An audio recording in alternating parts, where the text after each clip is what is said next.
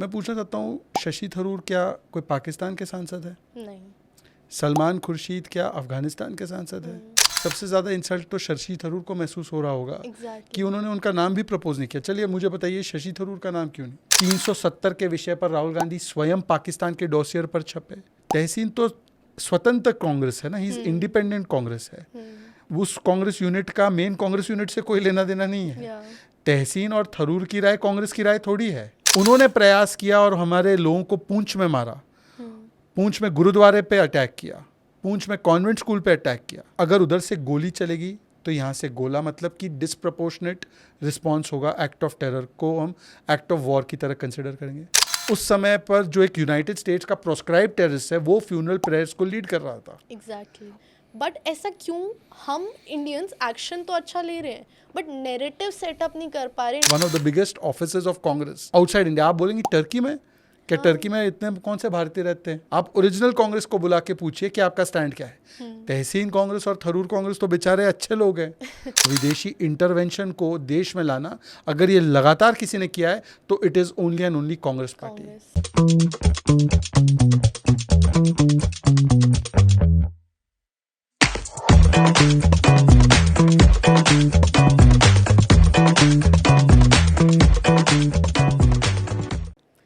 नमस्कार दोस्तों, मैं हूँ आपकी होस्ट खुशी के गुण। आज का ये एपिसोड एक लेवल अप है। हमने ऑपरेशन सिंदूर, पाकिस्तान, इंडिया, पहलगाम, इन सब पे बात की है। आपने भी बहुत पॉडकास्ट देखे होंगे, बहुत डिबेट्स देखी होंगी, बहुत न्यूज़ पढ़ी है। बट इस पॉडकास्ट में हम एक लेवल अप गए हैं। हमने बात करी है फ्यूचर के बारे में और कैसे हमारी ही इंडिया की ऑपोजिशन गवर्नमेंट ने हमारे ही स्टैंड्स को ख़राब किया है और कैसे हमें बिट्रे किया है हमारी गवर्नमेंट को। सिंदूर हमारे आज के गेस्ट यानी कि शहजाद पूनावाला जी, जो नेशनल स्पोक्स पर्सन है बीजेपी के, उन्होंने बहुत सारे फैक्ट्स के साथ और वैल्यूएबल इन्फॉर्मेशन के साथ हमें समझाया इस बारे में कि क्या हुआ है इंडिया में ऑपरेशन सिंदूर को लेके, क्या इंडिया ने किया है एंड कैसे इंडिया ने इतना अच्छा जवाब देके ग्लोबली अपनी पोजीशन बनाई है और इंडिया में ही किन लोगों ने इंडिया को बिट्रे किया है। साथ साथ हमने डिस्कस किया है इंटरनेशनली क्या ग्लोबली हुआ है, क्या ट्रम्प ने किया है। बट हमने और भी कई टॉपिक्स के बारे में बात किया है जैसे कि रिजर्वेशन और कास्ट सेंसस। इस एपिसोड को एंड तक प्लीज़ देखिएगा, इसमें बहुत वैल्यूएबल इन्फॉर्मेशन है, बहुत फैक्ट्स हैं जिस बारे में हम नहीं जानते, नॉर्मली हमें कहीं नहीं मिलते। तो ये जान के आपको बहुत हेल्प होगी अपना पर्सपेक्टिव बिल्ड करने के लिए और अपने देश में विश्वास रखने के लिए। Please watch this episode till the end. See you in the episode. नमस्कार Shahzad, welcome to Nama talks. हर हर Mahadev. Thank you so much for coming on Nama talks today, it's our pleasure. And हम बहुत कुछ जान चुके हैं ऑपरेशन सिंदूर के बारे में, इंडिया पाकिस्तान वॉर के बारे में, गवर्नमेंट का stand, what army is doing, how political things are going right now we need to take it a step further. हम थोड़ा आगे जाएं उस पर, एंड गवर्नमेंट भी थोड़ा आगे स्टेप फर्दर ले रही है। जैसे अभी रिसेंटली गवर्नमेंट एक टीम बना रही है डेलीगेशन के लिए, फॉरेन आउटरीच के लिए, जिसमें कांग्रेस ने जो लिस्ट दिया फॉर देयर डेलीगेट्स जो फॉरेन आउटरीच में जाए, इंडिया को रिप्रेजेंट करे, ऑपरेशन सिंदूर के बारे में अपना स्टैंड बताए इंडिया का, उसमें जो वो लिस्ट में उन्होंने नाम दिए एमपीज़ के, like Syed Hussain and Gogoi, who are known कि वो, जैसे सैयद हुसैन के लिए सपोर्टर्स ने पाकिस्तान स्लोगन्स दिए थे, right? So they are known for being anti India और anti BJP, anti government right now how is it fair that Congress is not supporting India right now when they should be more patriotic right now? देखिए, महाभारत में एक प्रसंग है जहाँ पर युधिष्ठिर जो है वो कौरवों से कहते हैं, इसको शॉर्ट में कहा जाता है पंचाधिक शतम, ये प्रसंग को, कि जब हम एक दूसरे के खिलाफ होते हैं, पांडव बनाम कौरव, तब तो हम 5 बनाम 100 होते हैं, 5 वर्सेस 100। पर जब कोई एक्सटर्नल थ्रेट आता है तब हम 5 बनाम 100 नहीं होते, हम पंचाधिक शतम मतलब 105 हो जाते हैं। और यही भावना होती है राष्ट्र सर्वोपरि की, नेशन फर्स्ट की, जहाँ पर हम कहते हैं कि देश हित दल हित के ऊपर होगा, राष्ट्र हित परिवार हित के ऊपर होगा। और इसी भावना से भारत की सरकार ने ये निर्णय लिया कि जब पाकिस्तान को बेनकाब करना है अंतर्राष्ट्रीय मंच पर, जो आतंकवाद उससे पनपता है और वो आतंकवाद की जननी है, तो इसमें हर एक पार्टी का और हर एक व्यक्ति का समर्थन लिया जाए, हर एक वर्ग का समर्थन लिया जाए।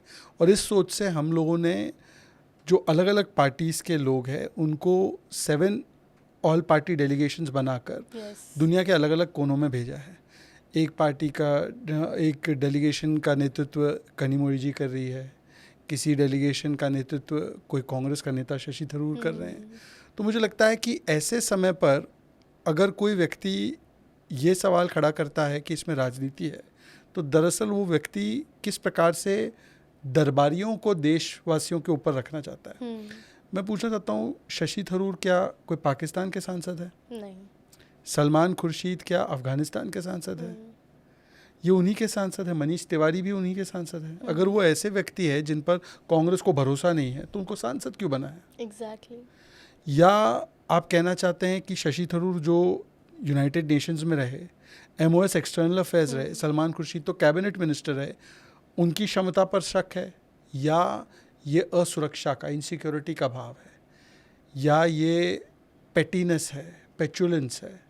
क्योंकि हमने देखा है कि शुरुआती दौर से जिस प्रकार से शशि थरूर ने पाकिस्तान के नैरेटिव को ध्वस्त करने का काम किया है और इंडिया का एक पक्ष रखा है, और इंटरनेशनल मीडिया में जिस प्रकार से उनकी बातों को रखा गया है ठीक से, तो अगर उनकी सेवाओं का इस्तेमाल किया जा रहा है तो इसमें तो कांग्रेस को खुशी महसूस होनी चाहिए। एग्जैक्टली। पर कांग्रेस जो है वो परिवार हित को आगे रखती है। आपको मैं बताऊं कि ये कोई पहली बार ऐसा नहीं किया जा रहा। 2008 में भी डेलीगेशन गए थे, 2008 के 26/11 के हमले के बाद नरसिम्हा राव जी ने भी वाजपेयी जी को भेजा था। तो मुझे लगता है कि कांग्रेस पार्टी जो है फिर से एक बार INC को IND के ऊपर रख रही है। INC मतलब इंडियन नेशनल कांग्रेस, अब IND मतलब इंडिया। तो मुझे लगता है कि for once they should keep nation above परिवार, दे शुड कीप देश अबव दल। पर उनसे इतनी अपेक्षा करना, मुझे लगता है कि सबसे ज़्यादा इंसल्ट तो शशि थरूर को महसूस हो रहा होगा कि उन्होंने उनका नाम भी प्रपोज नहीं किया। चलिए मुझे बताइए, शशि थरूर का नाम क्यों नहीं? राजा बराड़ का नाम रखा, बट नॉट शशि थरूर। उन्होंने ऐसे व्यक्ति का नाम रखा जिस पर आप अलूड कर रही थी, एक ऐसा व्यक्ति जिसके चुनाव के समय पाकिस्तान जिंदाबाद के नारे लगे, उस पर केस दर्ज किया गया। कर्नाटका की सरकार उन्हीं की सरकार है। दूसरा एक व्यक्ति गौरव गोगोई, जिसके ऊपर अब SIT की जांच चल रही है, और उनकी जो पत्नी है इस पे बहुत सारे क्वेश्चन मार्क्स है। वो पाकिस्तान में काम कर चुकी हैं, वो ऐसे NGO के साथ काम कर चुकी है जिसके लिंक्स ISI से निकलते हैं, ऐसे व्यक्ति के साथ काम कर चुकी है जो गवर्नमेंट ऑफ पाकिस्तान और पाकिस्तान के डीप स्टेट से कनेक्टेड है। उनकी वाइफ अभी भारत की सिटीज़न है या नहीं है, इस पे सवाल निशान है। वो कितने दिन पाकिस्तान स्वयं वो सांसद रहे, कैसे वो कई बच्चों को पाकिस्तानी एम्बेसी ले गए थे बिना प्रॉपर क्लियरेंस के, इन पे बहुत सारे सवाल है। मैं ये नहीं कह रहा हूँ कि कोई गिल्टी है, पर जब तक ये सवाल है तब तक कैन वी एक्सपेक्ट कि पाकिस्तान जिंदाबाद जिसकी चुनावी उसमें लगे हैं वो जाकर पाकिस्तान को एक्सपोज कर सकते हैं एंड इंडिया को रिप्रेजेंट कर सकते हैं। तो मुझे लगता है कि कांग्रेस को बताना चाहिए कि मनीष तिवारी, शशि थरूर और सलमान खुर्शीद में उन्हें क्या खोट नज़र आती है। उनको तो इस पे जवाब देना चाहिए। एंड शशि थरूर जी ने जो भी स्टैंड दिया है, उन्होंने सपोर्ट किया इंडिया का इस डिसीजन को, जो उन्होंने पाकिस्तान के अगेंस्ट हम लोगों ने जो एक्ट किया, हमारी गवर्नमेंट ने जो मुझे लगता है कि एक मानसिकता हो गई है कांग्रेस पार्टी की, जिसको मैं हमेशा कहता हूँ कि पाकिस्तान को किस प्रकार से क्लीन चिट दिया जाए। और इसीलिए आप देखो कि जब 26/11 हुआ तो तुरंत कहा गया कि कसाब जो है वो RSS की साजिश से निकला है, हिंदुओं की साजिश थी 26/11। ये तो अच्छा है कि कसाब को जिंदा पकड़ा गया तुकाराम ओमड़े जी द्वारा, हालांकि वो कलावा पहन कर आया था। तो पूरा हिंदू टेरर एक थियरी देने का काम कांग्रेस ने शुरुआत कर दी थी। उसकी बड़े बड़े नेता दिग्विजय सिंह हो, उनके उस समय पे माइनॉरिटी अफेयर्स मिनिस्टर थे आंटूले जी, उन्होंने ये कहा और इस थियरी को उन्होंने आगे बढ़ाया और आज तक उसके लिए माफ़ी नहीं मांगी है, जबकि पाकिस्तान वॉज बिहाइंड 26/11। ये प्रूव्ड है। कसाब पकड़ा गया, इसके बाद बहुत सारा प्रूफ सामने आ गया, पर फिर भी कांग्रेस ने आज तक उसके लिए माफ़ी नहीं मांगी। उल्टा विजय वड़त्तीवार, जिन्होंने इस बार भी पहलगाम को लेकर जो बयान दिया कि आतंकी के पास टाइम कहाँ होता है धर्म चेक करने का, उन्होंने 6 महीने पहले बयान दिया कि हेमंत करकरे जी को पाकिस्तान ने नहीं मारा, आतंकियों ने नहीं मारा, उनको कुछ RSS के पुलिस वालों ने मारा। ये हो गया 26/11। समझौता में, समझौता ब्लास्ट जो हुआ था उसमें कांग्रेस ने स्टैंड लिया था कि ये हिंदुत्व टेरर की उपज है, जबकि इन अंतर्राष्ट्रीय मंच पर हम पाकिस्तान को एक्सपोज कर रहे थे, यहाँ पर उन्होंने हिंदू टेरर का नैरेटिव गढ़ा जो कि झूठ था। पुलवामा में भी आपने देखा होगा कि तमाम कांग्रेस और उसके इकोसिस्टम ने कहा कि इनसाइड जॉब है, तो पाकिस्तान को क्लीन चिट दिया गया। 370 के विषय पर राहुल गांधी स्वयं पाकिस्तान के डॉसियर पर छपे। सर्जिकल स्ट्राइक और बालाकोट एयर स्ट्राइक में भी कुछ नहीं हुआ, खून की दलाली है, चील कौवे मरे। जो पाकिस्तान का नैरेटिव था उसको ही रीइटरेट करने का काम कांग्रेस ने किया। तो बार बार कांग्रेस और पाकिस्तान बोले एक ही जुबान, दो शरीर एक जान। कांग्रेस के लिए पाकिस्तान भाईजान और सेना का करो अपमान, यही कांग्रेस की पहचान। तो ये पूरा का पूरा जो नेक्सस है, देखिए यहाँ पे मैंने देखा है 2-4 एपिसोड पहले तहसीन आए थे। तहसीन तो स्वतंत्र कांग्रेस है ना, ही इज इंडिपेंडेंट कांग्रेस है। उस कांग्रेस यूनिट का मेन कांग्रेस यूनिट से कोई लेना देना नहीं है। तहसीन और थरूर की राय कांग्रेस की राय थोड़ी है, सुप्रिया श्रीनेत की राय कांग्रेस की राय है, राहुल गांधी की राय कांग्रेस की राय है। और सुप्रिया श्रीनेत और राहुल गांधी दोनों अब पाकिस्तानी मीडिया में छाए हुए हैं। वहाँ तो सुबह शाम दुआ कर रहे हैं कि कब राहुल गांधी आए और प्रधानमंत्री बने, Supriya Shrinate INB minister, information broadcasting minister बने। तो वहाँ पे तो सुबह शाम ये दुआ कर रहे हैं। आई थिंक हमारे ऐसा होता है ना कि घर में ही एक वो इंसान है, वो सांप है जो प्रे करेगा हमारी वीकनेस पे जब कोई बाहर वाला हम पे अटैक कर रहा तो है। हम कहाँ हारे हैं दुश्मनों के छलचंदों से, हम सदैव ही हारे हैं अपने घर में बैठे जयचंदों से। तो आप देख लीजिए हमारे देश के इतिहास में जब मुगल आक्रांत आए या जब अंग्रेज आए तो हम इसलिए हारे, केवल इसलिए हारे, संख्या में तो हम ज़्यादा थे, पर यहीं पर कुछ बैठे हुए लोग मीर जाफ़र और जयचंद की तरह उन्होंने सभी हमारे यहाँ पे जो लोग थे, हमारे वीर थे, उनको धोखा दिया। तब जाकर ही तो हम लोग अंग्रेज़ों के हाथ या मुगलों के हाथ गुलाम बने। तो आज भी वही प्रवृत्ति है, वही डिवाइड एंड रूल की पॉलिटिक्स है, वही दुश्मन के खेमे की बातों को और नैरेटिव को बढ़ाने की एक प्रवृत्ति है और सेना के मनोबल पर स्ट्रेटेजिक तरीके से चोट करने की। अब देखिए, आपने देखा होगा कि पूरी दुनिया ने स्वीकारा है कि भारत ने पाकिस्तान की जमकर कुटाई की है। 9 आतंकी बेस तबाह करना, 11 मिलिट्री बेस पर हमला करना। आप टॉप से लेकर बॉटम देखिए पाकिस्तान का, नॉर्थ से लेकर साउथ, ऐसा कोई इलाका नहीं जहाँ पर भारत का स्ट्राइक नहीं हुआ है। क्या रावलपिंडी, क्या लाहौर, क्या कराची, क्या इस्लामाबाद, हर जगह। इतनी तबाही के बाद कांग्रेस और पाकिस्तान, आपकी भाषा में बोले तो डिलुलू में है। They both are in the same delulu. They are in the same delusional, deceptional and I can say denial mode. क्योंकि एक कांग्रेस है, 99 आता है तो उनको लगता है जीत गए, वो आपने देखा होगा। और यही शहबाज शरीफ है, मतलब इतनी पिटाई हो गई, कुटाई हो गई। खुद स्वयं उन्होंने कल स्वीकारा है कि नूर खान बेस में मिसाइल अटैक हुआ है, मैं स्विमिंग कर रहा था, पता नहीं उनकी प्रायोरिटी स्विमिंग थी। एनीवे, वो स्विमिंग करते रहे, वैसे देश तो चलाने का काम उनको है ही नहीं, देश वो नहीं चलाते, देश तो कोई और चला रहा है। वही तो, वो तो स्विमिंग कर रहे थे, उनको पता चला कि उनके कैंप पे मिसाइल का हमला हुआ। वैसे वो बता रहे थे बैलिस्टिक मिसाइल भारत ने नहीं छोड़ी है, भारत ने cruise missile, BrahMos is a cruise missile. Anyway, या तो वो इग्नोरेंट है, या तो वो डिविएंट है, या तो वो डिसेप्टिव है, जो भी है। तो जिस प्रकार से पाकिस्तान डिनायल में है, वैसे कांग्रेस भी डिनायल में रहती है। दोनों डिलुलू में है और ये दोनों डिलुलू में रहते रहते कांग्रेस जो है पाकिस्तान के इस नैरेटिव को मजबूत कर रही है। अब आपने देखा होगा कि आज ट्वीट किया राहुल गांधी ने, कल शाम को ट्वीट किया कि कितने हमारे जेट्स गिरे। क्वेश्चनिंग। जबकि हमारे मिलिट्री से और हमारी भारत सरकार से क्लियर कट स्टेटमेंट है कि Indian assets were not harmed. The Indian assets were secure and safe in this entire exercise. पर आप फिर भी पाकिस्तान का जो नैरेटिव है उसको बढ़ावा देना चाहते हैं। इसमें फ़ायदा किसका है?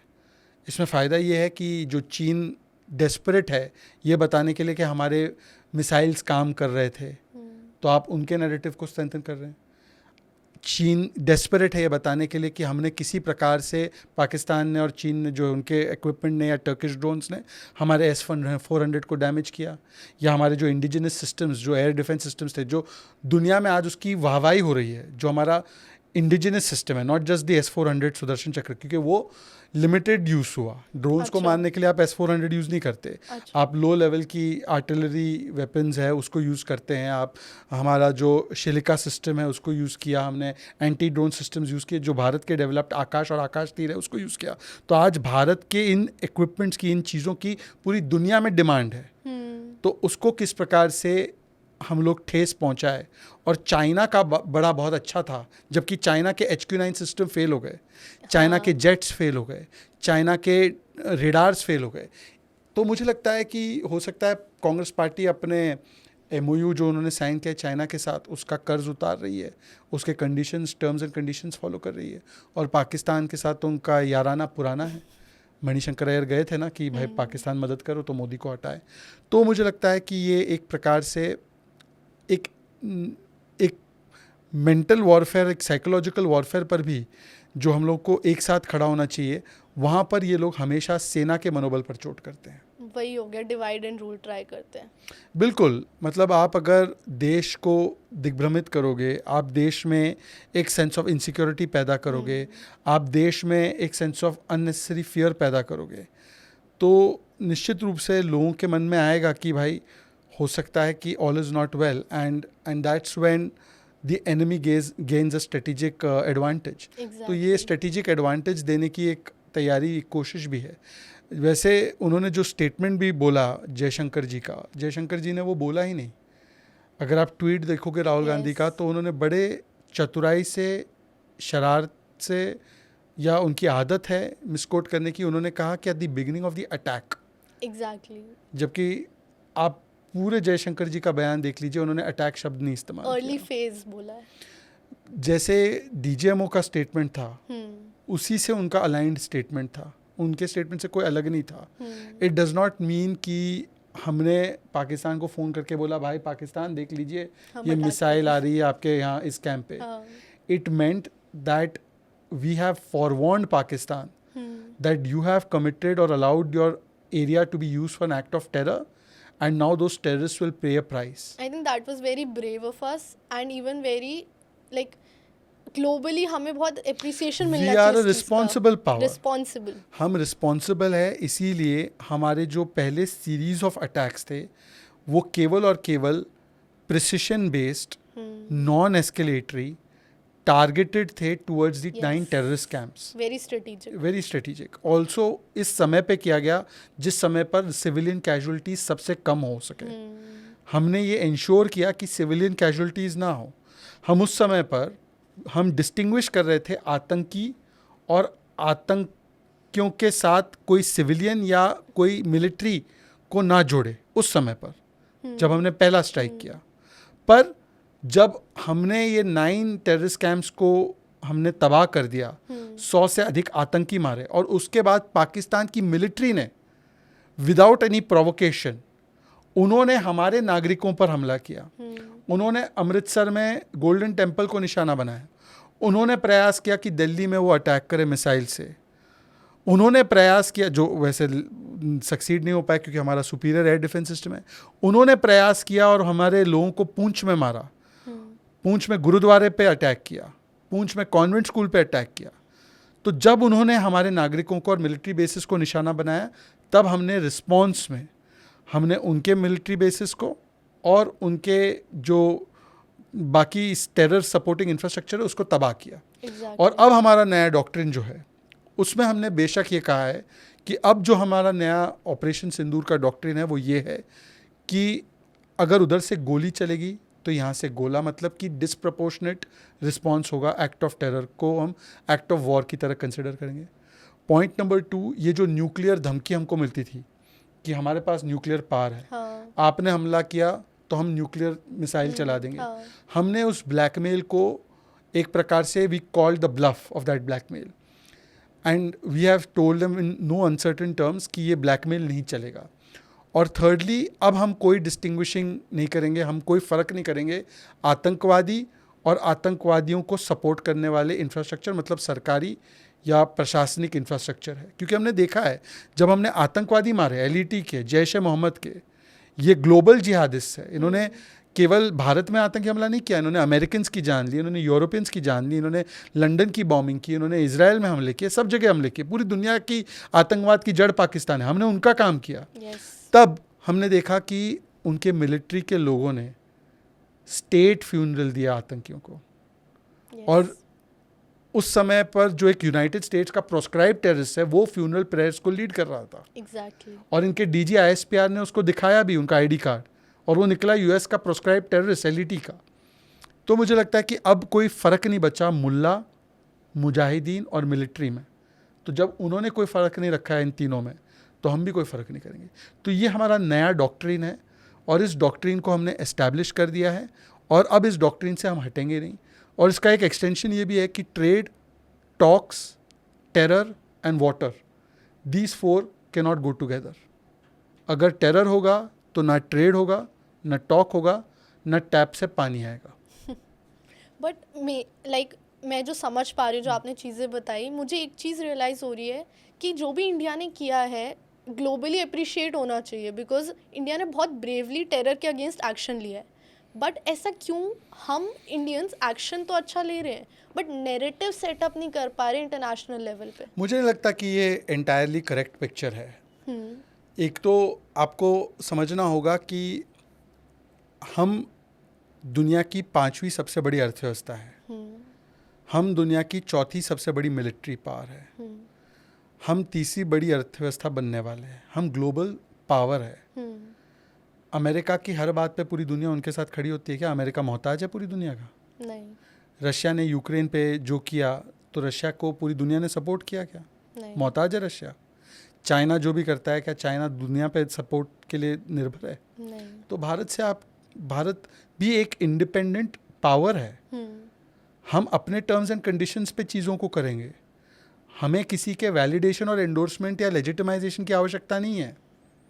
Gone are those days. पर मैं आपको बता दूं कि ये जो नैरेटिव बनाया जाता है ना कि इंडिया इज़ आइसोलेटेड, एक समय पर हमारा, जब हम आज़ाद हुए तब हमारा एक फॉरेन पॉलिसी था कि हम नॉन अलाइंड है। आज हम नॉन अलाइंड नहीं, हम ऑल अलाइंड है। मैं आपको उदाहरण देता हूँ। हमने S-400 खरीदा जिसका आपने उपयोग देखा। S-400 खरीदने पर अमेरिका तुरंत उन देशों को, क्योंकि S-400 रशियन सिस्टम है, सैंक्शन कर देता है, उनके कैप्सा लॉ में डाल देता है। हम सैंक्शन हुए अमेरिका से? नहीं।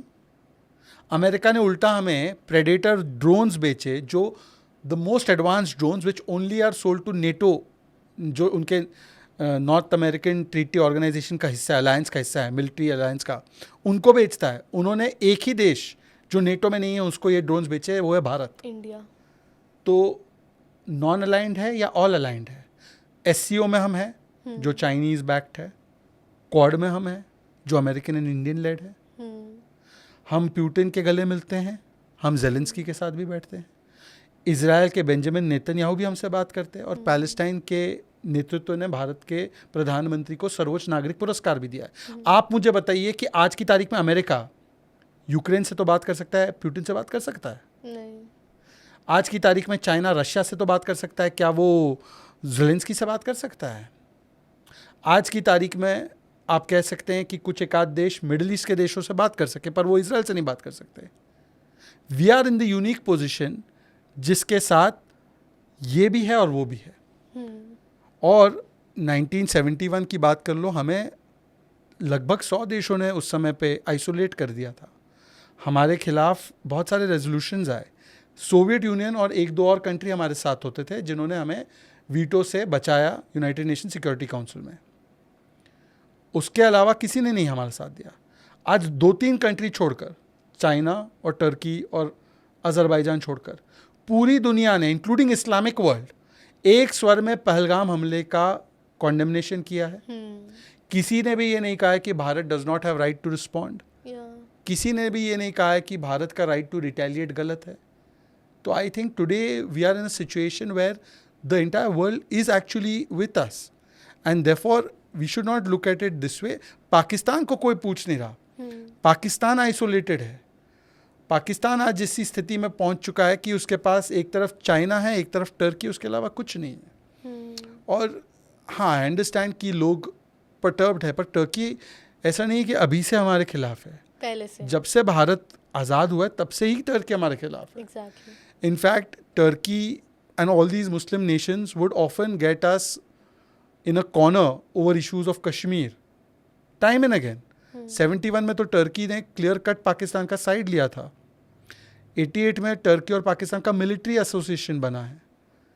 तो आज की बात नहीं है कि टर्की हमारे खिलाफ है, पर हमने पिछले 4-5 सालों में क्या किया। टर्की के दो मेन दुश्मन हैं जियोपॉलिटिकली अगर आप देखें तो, ग्रीस और आर्मीनिया। अच्छा। आर्मीनिया का सबसे बड़ा डिफेंस सप्लायर कौन है? भारत। अच्छा। तो इसीलिए मैं कह रहा हूँ कि आजकल हम लोग क्या है कि एक साइड ऑफ द स्टोरी पढ़कर हम लोग राहुल गांधी का वो जो प्रवृत्ति है कि वो डेलिबरेटली या out of lack of intelligence, either way वो मिसरिप्रेजेंट करता है। तो ये बहुत सारी मिसरिप्रेजेंटेशंस चलती हैं, पर फैक्ट्स कुछ और है। और आज हमने पहली बार टर्की की जो वो कंपनी थी सेलेबी, उसके कॉन्ट्रैक्ट्स ख़त्म कर दिए ग्राउंड ऑपरेशंस के। ट्रेड हो या टूरिज्म हो, आप देख रहे हैं कि जनता के बीच में कितना आक्रोश है टर्की को लेकर। हाँ, ये बात अलग है कि कुछ बॉलीवुड टाइप्स जो स्टार्स है, जो उनके अर्डोवान की वाइफ से भी मिलते, वो कुछ बोल नहीं पा रहे, वो कोल्ड टर्की हो गए। पर कांग्रेस भी कोल्ड टर्की हो गई। कांग्रेस ने भी, आपने देखा होगा प्रेस वार्ता में वो इधर उधर माइक जा रहा था, पवन खेड़ा ने जयराम रमेश को बताया, जयराम रमेश ने बोला पवन खेड़ा तुम बताओ, फिर दोनों ने मिलकर बोला कि शीघ्र ही आपके साथ मुखातिब होंगे टर्की के विषय पे। आज तक वो घड़ी आई, टर्की पे क्या स्टैंड है? भारत सरकार का स्टैंड तो क्लियर है कि trade and terror can't go together. हम लोग तो इसके खिलाफ है, हमने सेलेबी को तो कैंसिल कर दिया। कांग्रेस सेलेबी तो छोड़े जिनको कॉन्ट्रैक्ट दिया, अपना कांग्रेस का दफ्तर कब बंद करवा रही है टर्की में? उनका सबसे बड़ा दफ्तर टर्की में है, outside India. One of the biggest offices of Congress outside India. आप बोलेंगे टर्की में? क्या टर्की में इतने कौन से भारतीय रहते हैं? क्या मकसद है? उससे ज़्यादा भारतीय तो यूरोप के कई और देशों में रहते हैं। वहाँ पे नहीं खोला बड़ा ऑफिस, टर्की में जाके खोला। तो आप समझ सकते हो इसी से कि कांग्रेस पार्टी जो है वो आज ऐसी स्थिति में आ चुकी है कि वो स्टैंड भी नहीं ले पा रही है टर्की पे। अगेन मैं बोल रहा हूँ, आपके शो पे आप ओरिजिनल कांग्रेस को बुलाओ, कांग्रेस थरूर को मत बुलाओ या कांग्रेस तहसीन को मत बुलाओ। आप ओरिजिनल कांग्रेस को बुला के पूछिए कि आपका स्टैंड क्या है। तहसीन कांग्रेस और थरूर कांग्रेस तो बेचारे अच्छे लोग हैं, वो तो बेचारे बोल देते हैं कि राष्ट्रीय हित सर्वोपरि, वो देश हित को ऊपर रखते हैं। पर जो असली कांग्रेस है, ओरिजिनल स्ट्रेन है, उनसे पूछिए आप कि उनका स्टैंड क्या है इन विषयों पर। कुछ डिफरेंट ही होगा। कुछ डिफरेंट क्या? उन्होंने बोला थरूर की राय हमारी राय नहीं है। उन्होंने तो थरूर का नाम नहीं डाला ना डेलीगेशन में। exactly. अजय राय पर आज तक स्टेटमेंट दिया है उन्होंने, जो मखौल उड़ा रहे थे रफाल के साथ, खिलवाड़ कर रहे थे खिलौना लेकर। एक स्टैंड लिया, चन्नी जी पे स्टैंड लिया जिन्होंने बोला सर्जिकल स्ट्राइक को मैं नहीं मानता। आज तक सुप्रिया श्रीनेत पे स्टैंड लिया जिन्होंने सरतन से जुदा वाला ट्वीट किया था। चलिए, उन्होंने अभी जो इमरान मसूद, हुसैन दलवाई और कांग्रेस के अनेकों नेताओं ने, अभी कर्नाटका के नेता मंजूनाथ ने बोला कि ऑपरेशन सिंदूर शो ऑफ था। आप ऑल पार्टी मीटिंग में बोलते हैं ऑपरेशन सिंदूर बहुत अच्छा किया, हम साथ में देश के, हम देश जो भी एक्शन लेगा, सेना जो भी एक्शन लेगा, और फिर आपके एक के बाद एक नेता, सिद्धरमैया बोलते युद्ध नहीं करना, सैफुद्दीन सोज बोलते पानी मत बंद करो, थिमैया उनके नेता बोलते कि आतंकवादियों ने धर्म नहीं देखा, विजय वड़त्तीवार यही लाइन बोलते हैं, और फिर ये कर्नाटका के मंजूनाथ। पर एक पर भी कांग्रेस ने कोई राय प्रकट नहीं की। राय प्रकट की किस पे? थरूर जी पे। थरूर की राय हमारी राय नहीं है, बाकी सब राय उनकी राय। आपने मेरा पर्सपेक्टिव चेंज किया, and not with interpretations, with facts. मैं तो फैक्ट्स ही बोलता हूँ। ये Congress party and facts don't go together like drinking and driving. तो इसीलिए उनकी बार बार जो है गाड़ी की एक्सीडेंट हो जाती है, क्योंकि वो फैक्ट्स पे नहीं चलते। पर on a very serious note, Congress party का आप देखिए पिछले कुछ वर्षों से अगर आप स्टैंड देखेंगे तो कांग्रेस ने हमेशा से मोदी विरोध में, देश विरोध में उतरने से वो कतराए नहीं है। ये अभी बोल रहे हैं ना, ट्रम्प चिल्ला रहे, ठीक है, कि ट्रम्प इंटरवीन कर रहे, ट्रम्प इंटरवीन कर रहे। वैसे ट्रम्प जी का तो बयान आ गया चौथे दिन पर कि आई डिड नॉट डू द मध्यस्थता, आई डिड मदद। मध्यस्थता से मदद पे, आप मदद से कहाँ जाएंगे मुझे नहीं पता। वो ट्रम्प जी जाने, वो एक स्वतंत्र राष्ट्र है, स्वतंत्र राष्ट्र के नेता है, वो कुछ भी बोल सकते हैं, मैं उसको कंट्रोल नहीं कर सकता। थरूर जी ने भी बोला, पर वो ट्रम्प को ज़्यादा और थरूर को कम मानते हैं। एनीवे, मैं आपको उदाहरण देता हूँ कि कांग्रेस जो मध्यस्थता की बात करती है, राहुल गांधी ने पिछले 2-3 सालों में कितनी बार जाकर विदेश में कहा कि US and UK they are the guardians of democracy, they must intervene because democratic system is collapsing in India. On record बोला है कि भारत का लोकतंत्र समाप्त हो रहा है। आई एम सरप्राइज यूएस और यूके इस पर ध्यान नहीं दे रहे। ये भारत को ह्यूमिलेट कर रहा है। भारत विदेशी धरती पर जाकर और इंटरवेंशन मांग रहे भाई। ये तो इंटरवेंशन हो गया ना Exactly. भारत के लोकतंत्र में। उन्होंने निकोलस बर्न्स, जो अमेरिका के एक समय पे एक बड़े ऑफिशियल हुआ करते थे ओबामा रजीम में, उन्होंने निकोलस बर्न्स को इंटरव्यू में बोला है कि why is United states not intervening in the democratic collapse of India. ये इंटरवेंशन है। इंटरवेंशन ये होता है जब 1948 में जम्मू कश्मीर को इंटरनेशनलाइज करने का काम चाचा नेहरू करते हैं। वल्लभ भाई पटेल जी ने सख्त बोला था, मना किया था, मत करो पंडित जी, पर पंडित जी जाकर करके आए। इंटरवेंशन ये होता है। 1965 का वॉर कौन जीता इंडिया पाकिस्तान का? इंडिया। अग्रीमेंट कहाँ साइन हुआ? ताशकेंत में। किसने ब्रोकर किया? सोवियत यूनियन ने। और अगले दिन उस डील के बाद आपको याद होगा लाल बहादुर शास्त्री चल बसे। मतलब वो कितना हिट हुए उससे। मतलब उन पे कौन सी ऐसी ताकत थी पार्टी के भीतर जो उनको फोर्स कर रही थी। फॉरेन इंटरवेंशन ये होता है जब IWT, जिसकी आज बात हो रही है ना, जिसको हमने सस्पेंड कर दिया, अबेयंस में रखा, उसको ब्रोकर किसने किया? वर्ल्ड बैंक ने। हमारे और पाकिस्तान के बीच का मामला वर्ल्ड बैंक क्यों?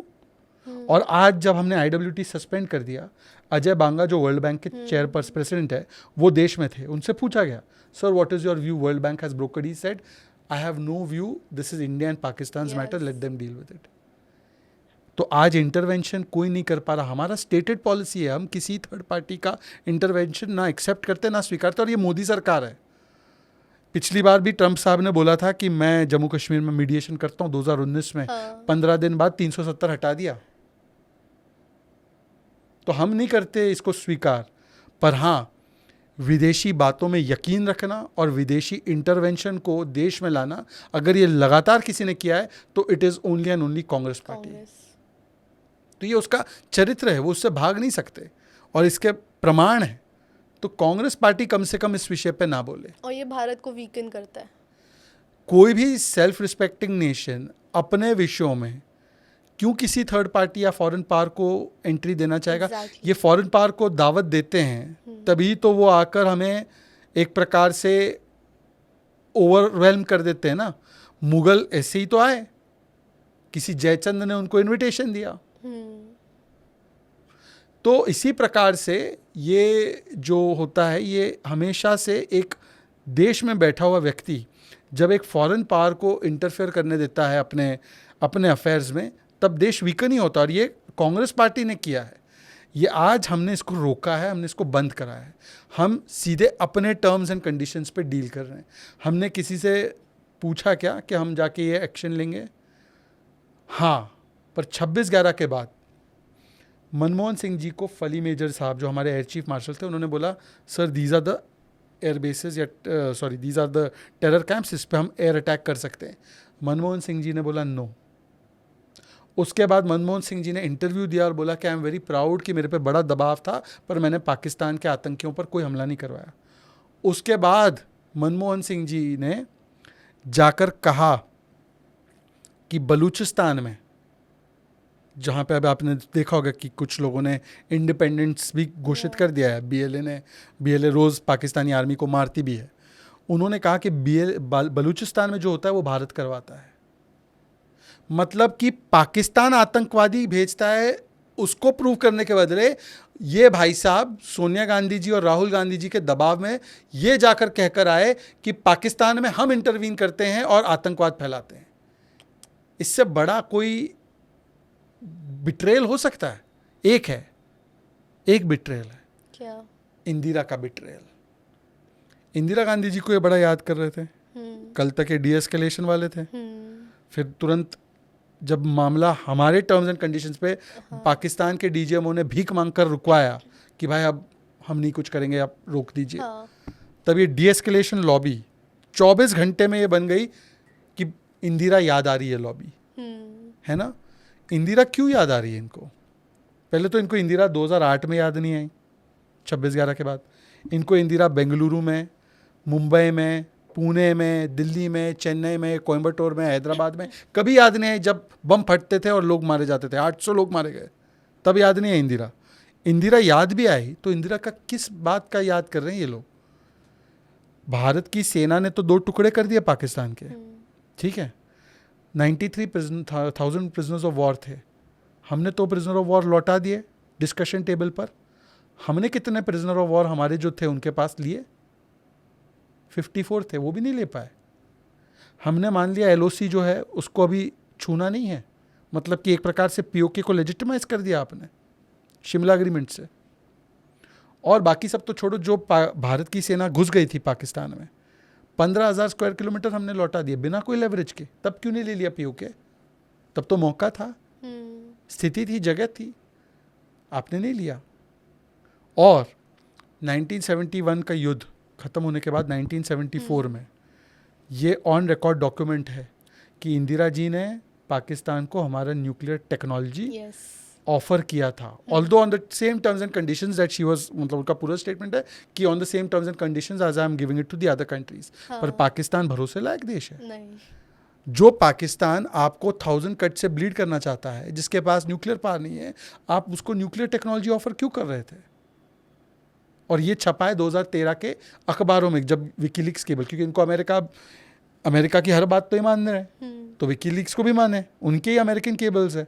2013 में छपा है टाइम्स ऑफ इंडिया में, इंडियन एक्सप्रेस में। इंडियन एक्सप्रेस तो ठीक लगता है ना इनको अखबार, और डॉन में भी छपा है, तो डॉन तो और भी अच्छा लगता है। तो अब बताइए 2013 में अगर ये गलत खबर थी तो उस पर क्या कार्रवाई की कांग्रेस की सरकार थी? ये होता है इंटरवेंशन मांगना और बिट्रेल करना। This is pure betrayal, this is pure betrayal. और कोई भी चीज़ मैंने अगर फैक्चुअली ना बोली हो तो लोग आपके कमेंट सेक्शन में कमेंट करें।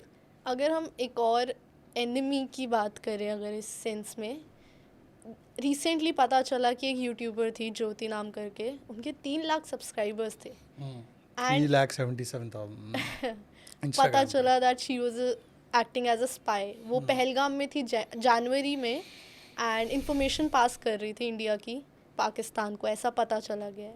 तो क्या ऐसा है कि हमारे भारत में ऐसे और भी लोग होंगे जो इतना अलार्मिंग है हमारे लिए? बिल्कुल।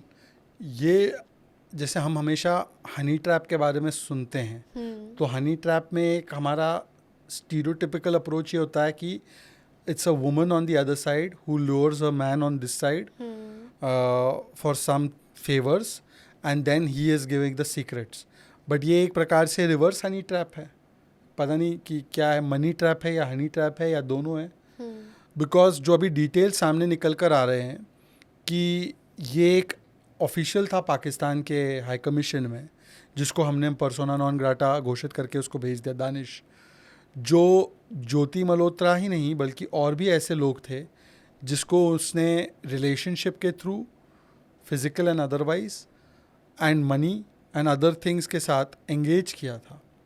और अब हम लोगों को भी देखना पड़ेगा बड़े केयरफुली कि ऐसे कौन लोग हैं, कौन content creators, so called influencers, YouTubers, जो पाकिस्तान के नैरेटिव को लगातार बढ़ावा भी दे रहे थे। उन्होंने एंगेज किया था कि ये पाकिस्तान के नैरेटिव को मजबूत करें। वो तो और भी कुछ लोग कर रहे हैं, मैंने अभी प्रूफ किया है। वो जाकर बता रही थी, पाकिस्तान 2 बार चली गई थी 2023 से लेकर अब तक, 2 times she has visited Indian girl in Lahore करके उसका वो था। हिंदू मंदिर इन पाकिस्तान, हिंदू एट्रोसिटी इन पाकिस्तान नहीं दिखा रही थी, हिंदू मंदिर इन पाकिस्तान दिखा रही थी। कितना ग्रेट है पाकिस्तान, कितना बढ़िया है, सिविलाइजेशनल और कल्चरल कनेक्ट है। इस प्रकार से सॉफ्ट तरीके से उसको पाकिस्तान का पीआर करना।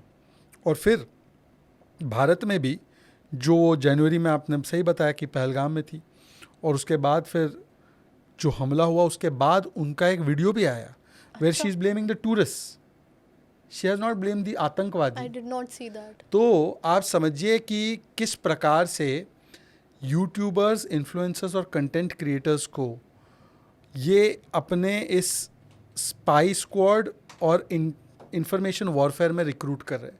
और अब ये हमारे लिए एक वेकअप कॉल है, ज्योति मल्होत्रा प्लस जो 5-6 अरेस्ट हुए हैं, ये हमारे लिए वेकअप कॉल है कि पिछले 2-3-4 सालों में जो ऐसे लोग पाकिस्तान के नैरेटिव को मजबूत कर रहे हैं, ज़रूरत से ज़्यादा उसकी तरफदारी कर रहे हैं, बिना मतलब के भारत को अंडरमाइन करके पाकिस्तान के चीज़ों को सही बता रहे हैं। उनके ट्वीट्स को भी हम देखते हैं कि कुछ लोग लाइक कर रहे हैं। उनके पूरे लाइन और स्क्रिप्ट हूबहू वो ऐसा लगता है कि ISI या DGISPR ने लिख के दिया और वो वही बोल रहे हैं। और भारत की सेना को किस प्रकार से कमज़ोर करना है, भारत के स्टैंड को कैसे कमज़ोर करना है, उसके लिए जिस प्रकार से ओवर टाइम काम कर रहे हैं, we should be very careful and we should look at it. और हम लोग को ये भी सोचना होगा कि मेरा एक क्लियर कट पॉलिसी है, no Pakistani is a good Pakistani. अब फिर कुछ लोग नीचे लिखने लगे कि dead Pakistani is a good Pakistani. मैं उनके विवेक पे छोड़ता हूँ, वो बोल सकते हैं, पर I don't think any alive Pakistani is a good Pakistani. I endorse that point. I think that there should be no relation with any Pakistani. We should have no relations. And we should be very clear about it. You should not think that any Pakistani is your friend. No artist, no creative person, no embassy official. They are all enemies of India. We should have that clarity. Unfortunately, हमारे कुछ ये content creators, young people में clarity नहीं है. ये फिसल रहे हैं, कभी love, कभी रोमांस, कभी फिजिकल अट्रैक्शन, कभी मनी, कभी easy access, I don't know for what, और appreciation. So whatever is the reason, they should wake up and smell the coffee now. And what about the celebrities in India? मैं सब celebrities को एक bracket में नहीं डालूंगा, क्योंकि कुछ सेलिब्रिटीज़ ने तो प्रिंसिपल स्टैंड लिया है, तो why should I abuse those people. But there are certain section of people जो शाहिद आफरीदी को, जो पाकिस्तान के जो पता नहीं कौन से कलाकार हैं, माहिरा और वो सब, फवाद, इनको बड़ा प्रमोट कर रहे थे.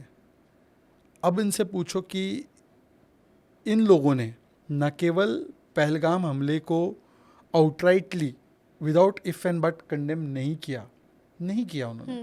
अगर उनका कंडेमनेशन भी आता है ना, तो कोई राइडर लगा के आता है, बड़ा सॉफ्ट कंडेमनेशन होता है. और फिर जब हमने ऑपरेशन सिंदूर किया, तो as if they were the ISI assets, वो उस प्रकार से हमारी सेना पर गलत आरोप, हमने जैसे सिविलियंस को मारा है, हमने आतंकियों को मारा, उन्होंने हमारे सिविलियंस को मारा, उनके आर्टिस्ट और कंटेंट क्रिएटर्स या जो भी है इनके जो भी है क्रिएटिव लोग, वो हमारे सिविलियंस के पैसों पर जीतते हैं, हमारे सिविलियंस की अपलॉज और पैसा लेते हैं, और हमारे सिविलियंस के मारे जाने पर वो पाकिस्तानी आर्मी और पाकिस्तानी टेररिस्ट का सपोर्ट कर रहे हैं. And they even said that India started this war.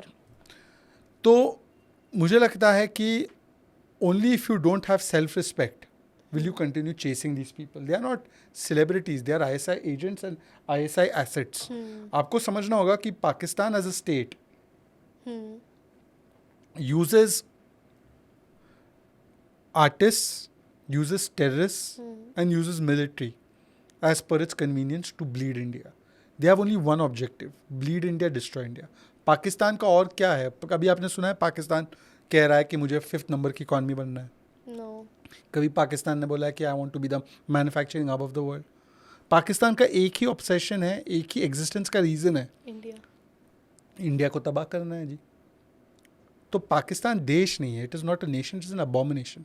Army है उनके पास, आर्मी के पास लैंड मास है. हमारे पास देश है, देश के पास आर्मी है. उनके यहाँ आर्मी के पास देश है, आर्मी के पास आर्टिस्ट है, आर्मी के पास रिसोर्सेज है. It is basically an army, a mullah military mujahideen complex that works full time to destroy or try to destroy India. But the world should realize that they are not coming after us. We are just the closest. Yes. They will start with us. They will not end with us. They will not end with us. Hillary Clinton ने बोला ना कि आप अपने backyard में snakes पालोगे, you can't expect them to only bite you. वो snake ने 9/11 में बाइट किया आपको, उस स्नेक ने आपको लंदन बॉम्बिंग में बाइट किया. आप पूरी दुनिया में पिछले 30-40 साल में, 32 साल में आतंकी हमले निकालिए जो भी हुए बड़े स्केल के, उसमें आपको एक लिंक आतंक का पाकिस्तान की भूमि से जुड़ा हुआ मिलेगा.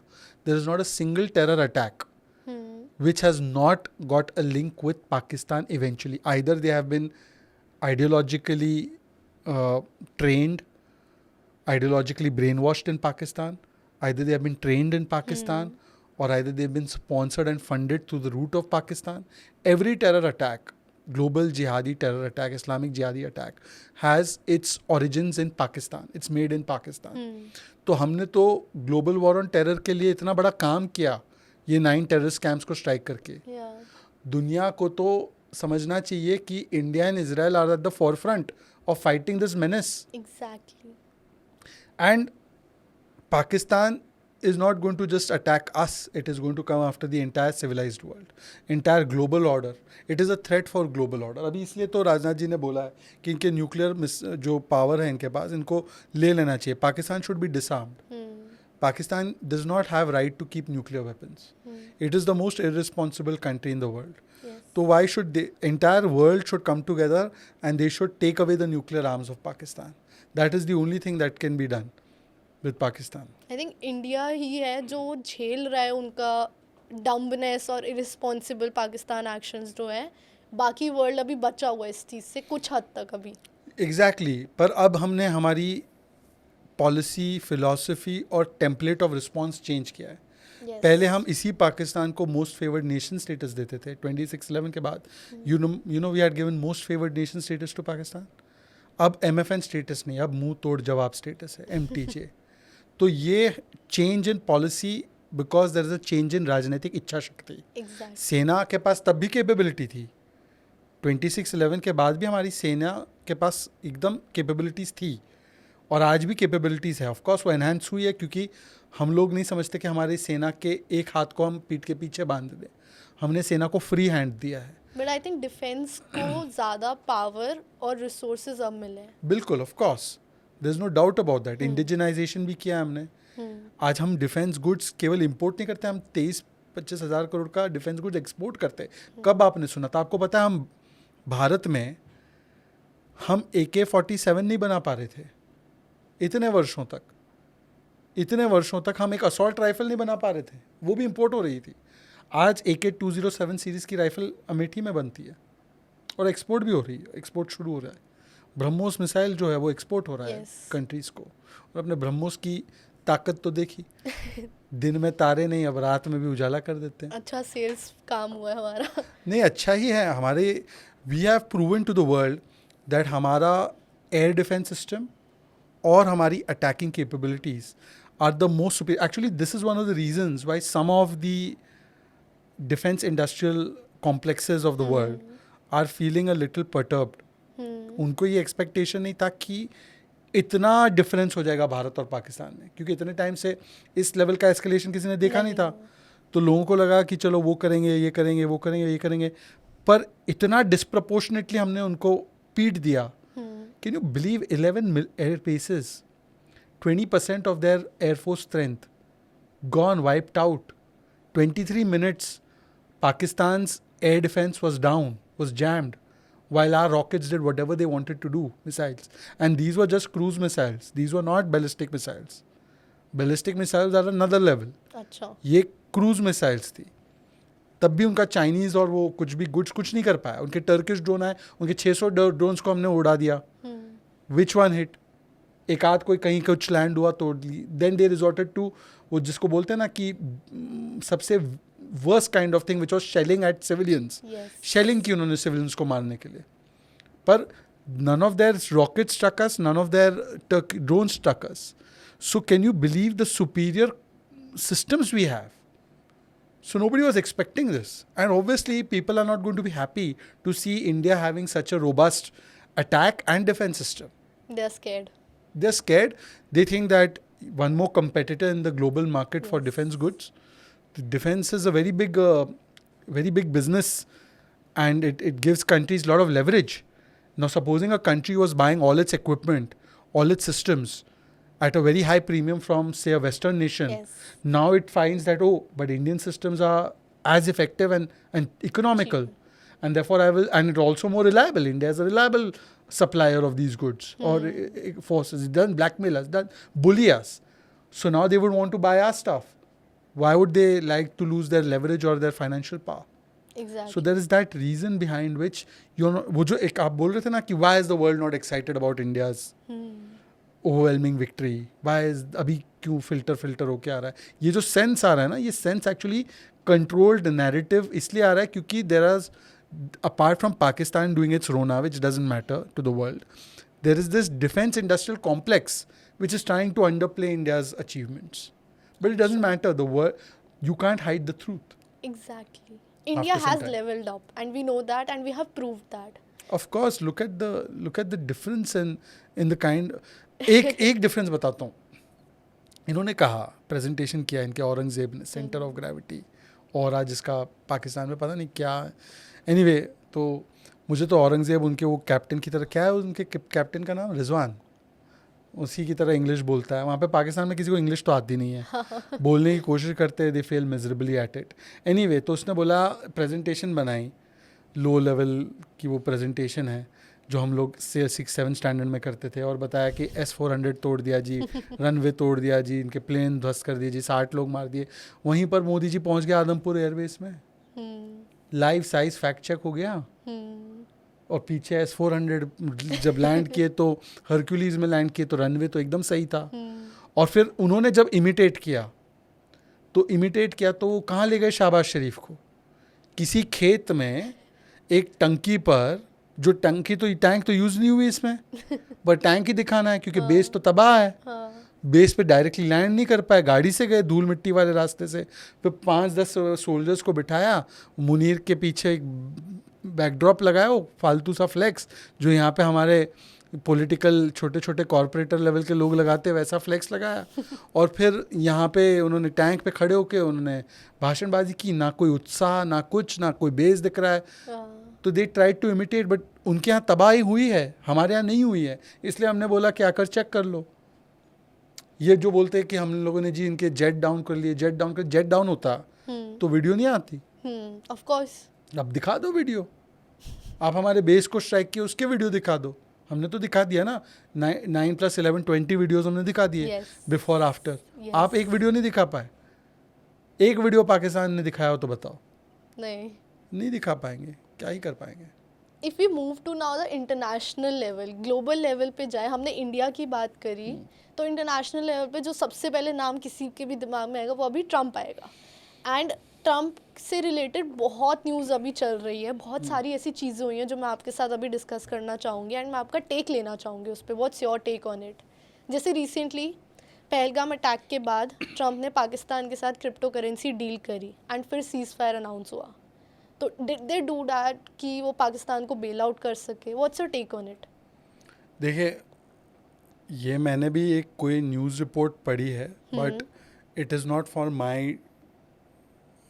For me to comment on whether that is और is not true. That is between, that explanation should come from Americans, कि उनके फॉरेन पॉलिसी को क्या डिक्टेट करता है. Is it their national interest और is it a personal interest? वो मेरा इंटरेस्ट नहीं है. मुझे सिर्फ इतना पता है कि आज की तारीख में एक तो there is nothing called a ceasefire. हमारा कोई सीज फायर ही नहीं है जी. हमने एट बेस्ट, जैसे राजनाथ जी ने बोला है कि स्टूडेंट को प्रोबेशन पे डाला है, हमने टेम्पररी पॉज किया है, जैसे बोलते हैं ना कमर्शियल ब्रेक आता है, तो we have just done a temporary break. इसका मतलब ये नहीं है कि we have stopped operation Sindhu. तो there is no question of cease fire. ये इंटरवल है. पिक्चर अभी बाकी है, अभी तो ट्रेलर ही दिखाया है. तो एक तो कोई सीज फायर नहीं है. दूसरा, ट्रम्प और पाकिस्तान और अमेरिका और पाकिस्तान में क्या रिलेशनशिप है, that is between the two of them. Those two entities can figure it out.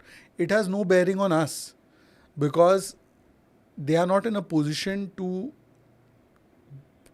make us go against our national interest based on their commercial, transactional or any other interest. It doesn't affect us. अगर ऐसा होता तो हमने तो IWT पे जो stand लेना था लिया ना. हमको जो लगा ठीक कि भाई पहले 9 टेरर कैंप्स को अटैक करने के बाद जो हमको एस्केलेशन लैडर पर आगे ऊपर जाना था, क्योंकि उन्होंने हमारे मिलिट्री बेस पे अटैक किया, हमने किया ना. हमारे टाइम और प्लेस ऑफ चूजिंग पे हम अपना कार्रवाई करते हैं और वो चलता ही रहेगा. अब पाकिस्तान ए फॉर अल्लाह से गाइडेड है ए फॉर आतंकवाद से गाइडेड है या ए फॉर अमेरिका से गाइडेड है, that is for Pakistan to decide.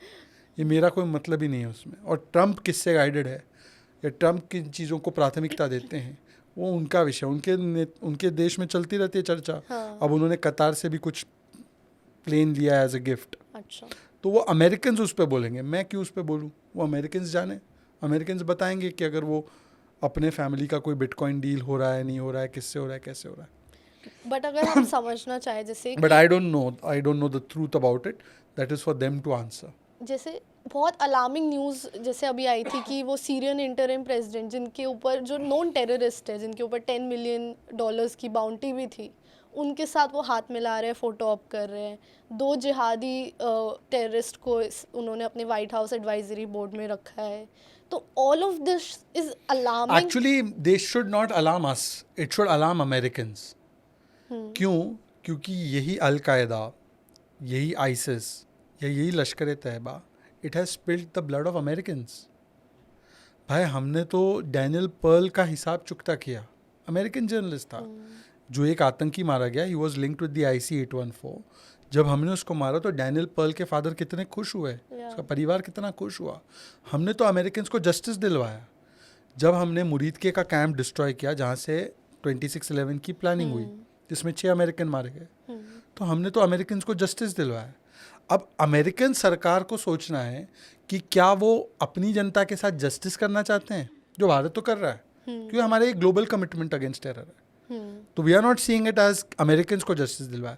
हम कह रहे हैं कि हम कमिटेड है अगेंस्ट टेरर, तो उस प्रोसेस में यूरोपियंस को जस्टिस मिले, नेपाली को जस्टिस मिले, अमेरिकन को जस्टिस मिले, doesn't matter to us. We are committed to fight against terror. But Americans have to decide कि can their fight against terror be so unjust that it is doing injustice to Americans itself. आप सोचो कि अगर आप al Qaeda के terrorist को reward करते हो तो ये किसका इंसल्ट हो? 9/11 के विक्टिम्स का. अगर आप लश्कर तैयबा के परपिट्रेटर को या आतंकवादी को आप रिवॉर्ड करते हो तो ये किसका अपमान हुआ? वो 6 अमेरिकन्स का, या जो अमेरिकन्स LET के अटैक्स में मारे जाते हैं. एग्जैक्टली. तो Americans have to take offence, या Americans have to be what I would say, आपने जो टर्म यूज किया, alarmed at America's shifting stance, maybe or maybe not, towards these organizations. ये proscribed groups है. LET is proscribed by United Nations. I think जो America subscribes to it. Trade को जो importance दे रहा है over their security. I see again, America trade को importance दे, अमेरिका ट्रंप जी के जैसे आपने बताया, I don't know, commercial interest को इम्पोर्टेंस दे, या अमेरिका अपने नेशनल इंटरेस्ट को इम्पोर्टेंस दे. That is between the Americans and their leadership. तो it is wrong for me to comment. But I would definitely से that America has lot to learn from the world's largest and oldest democracy. We are oldest also. America is not the oldest democracy. America में तो democracy अभी कुछ ही 100 साल पहले किया. हमारे यहाँ तो हज़ारों वर्ष से है. तो हम तो मदर ऑफ डेमोक्रेसी. तो may be they can learn from mother of democracy how to subscribe to national interest and put that above everything else. Exactly. जी ठीक है. तो आई गेट योर पॉइंट. तो ठीक है, फिर अगर हम इंडिया पे वापस आएँ, बिकॉज ठीक है ऑपरेशन सिंदूर की बात हुई, बट अनदर थिंग जो इंडिया में हो रही हैं, चीज़ें हो रही हैं, मुझे आपसे उस बारे में भी जानना है, आपका टेक एंड आपसे समझना है, because I am getting a lot of information from you, तो ऑडियंस भी ले रही होगी साथ साथ. तो अभी रिसेंटली हो रहा है जो चीज़ कास्ट सेंसस पे, राहुल गांधी जो रिक्वेस्ट करते थे कास्ट सेंसस की, मांगते थे, बट मोदी जी ने कहा अगर बटेंगे तो कटेंगे. But government has now agreed to it. पहले अगेंस्ट थी, बट गवर्नमेंट ने अब अग्री कर लिया कास्ट सेंसस के लिए. ऐसा क्यों?